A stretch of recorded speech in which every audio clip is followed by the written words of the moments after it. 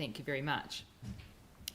So today we're starting with a public forum. So Mark Gerard is going to come and talk to us about the Blue Plaque project on behalf of Historic Places Canterbury. Welcome, Mark. You'll be aware of the guidelines. It's sort of 5 minutes, and if there's time at the end, then might be space for a question. Yeah, Yes. That's the one. That's the one. Thank you, councillors, for allowing the public forum. My name's Mark Gerard. I'm Chair of Historic Places Canterbury. You probably, hopefully, know that. I'd like to introduce Nigel Gilkison from Historic Places Mid Canterbury, who's an urban designer and architect based in Timaru. This is a briefing, and just to tell you what's going on, we're not asking for money, so you can relax. In front of you, you should have a blue plaque, what we call DLA, which explains the Heritage Blue Plaque project and the letter of recommendation from New Zealand, from NZ, Heritage New Zealand. Just as a brief background, the council generously hosted the launch of the Heritage Blue Plaque in Christchurch about a year ago, 18 months ago, and that's the property developers and interested parties in Christchurch.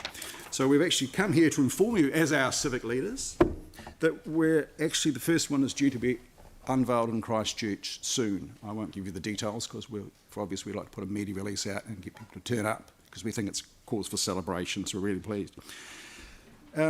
Nigel, if you wouldn't mind showing us, you've got a blue plaque so we can show them what it looks like. One here. So there we go. With your permission, while Nigel gives a briefing, I can go around the table. You can see it firsthand. You can hand it round if you want. You really got to see it because it really means something.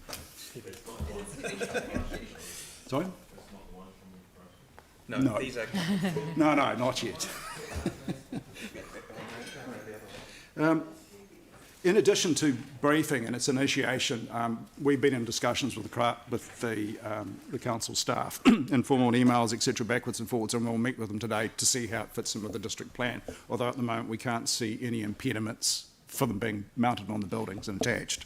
We'd also, just to let you know, that we've had an informal approach of interest from the Rose Chapel Trust, who've looked at it and said, oh, this looks interesting, and since the council owns the building, and if you're supportive, we'll start initiations with staff because I think they were sort of thinking it might be an idea to put one on the fence for the Rose Chapel at the street to market because the chapel itself was locked off. But the council owns the building, so we thought it's a really good idea to approach you first and then ask the staff to see how it looks and see what the approach is and see if we can follow on this one up. We should point out that the Blue Plaque is a community-led initiative. Historic Places Canterbury is part of it. Historic Places Mid Canterbury are part of the group that are federated to Historic Places Aotearoa, and this is part of our national initiative. And I'll ask Nigel to explain how the buildings qualify and the rollout, and there are 2 other towns that have got Heritage Blue Plaque projects already rolling, where they're being rolled out. Nigel. Thank you, Mark. This project was initiated a couple of years ago by our group, Historic Places Mid Canterbury, based in Ashburton. And it's really an initiative to promote heritage buildings and to identify them, but also to give a little bit of information. So it has a little bit of a story on each plaque about the building. So those are the 2 main things in terms of heritage recognition. One is recognising it as a heritage building, and in that respect, these plaques are actually better suited in some ways to go on buildings that don't have plaques already, so not necessarily the top grade of buildings, although they have been done. We've done 8 in Mid Canterbury so far, with another 3 to go up in the next, probably just after Christmas. We tend to do about 5 at a time, and I'm also, as Mark mentioned, I'm from Timaru. I'm with the Civic Trust in Timaru, and we've got an initiative to roll out these plaques down there as well. So we've done 5, we've got 2 up in Timaru already. We've also got 1 in Kurau. So we're starting to spread them out through our network, through Historic Places Aotearoa, through our member organisations throughout the country. So it was really started as a grassroots initiative, and we want to keep it like that, really, so that we can actually, what we've done was we've written a whole host of guidelines about the wording, how to select the wording, how to select the buildings. I mean, generally they will be listed buildings, but they are selected by the local heritage groups in each place.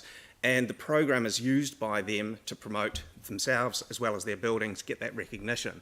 So it's not a commercial venture for us. This is something that we've set up. We are essentially delivering them at cost to the different organisations. They cost about, including GST, $1,500 per plaque. And so they're made of cast aluminium, so the lettering actually is cast as part of it, so it won't fall off. The blue colour is a powder coating colour. It goes into the oven, the whole thing gets covered in the blue powder coat. It then gets the top surface shaved off, and it actually gets hand finished. They're manufactured down in Dunedin by a company called John Swan Limited. And they make a very, very good job of them. They are so then the final stage is they go back and they get a full clear powder coating colour over them. So they're very robust. They're designed to last for as long as the building, really. And essentially they came from, and particularly the colour and the shape comes from the blue plaques in London and the UK. So that's really we wanted to see that recognition, that international recognition. And a lot of other countries, we did quite a lot of research on plaques all over the world, have adopted that blue colour. So it becomes synonymous with heritage recognition. That's great. Thank you very much. I know we're at the 5 minutes, but I'm going to allow one question. Ooh, two hands. Tim. Thank you. I'm just interested with the blue. Have you talked to heritage teams? Because I know that at times our heritage team can be very pedantic, and so someone's restored and gone through the whole resource consent process with regards to colours, and then you've put a blue plaque on it. And so as a building owner or restorer, you've been given all these rules that you've got to comply with, and most of them are more than happy to, but then suddenly a blue plaque goes on your cream wall or something. So has that been a discussion, or is that just blue is accepted and standard? We wanted to have a sort of a standard, so one standard in terms of design, size, shape and colour, and text as well, so that they are uniform. The blue in the UK, when they were developing that over 100 years ago, they tried a whole lot of different colours, and really the emphasis was to try and make it stand out against the buildings. So that was why they selected the blue colour. So it's not to try and match in with the thing. It's actually, it's blue for a purpose, actually, so that it does stand out. That's great. Thank you so much for that, and look forward to the first one being unveiled. Great. Thank you. Thank you very much. Right, we have no deputations by appointment today, no presentation of petitions, but we do welcome Chrissy Williams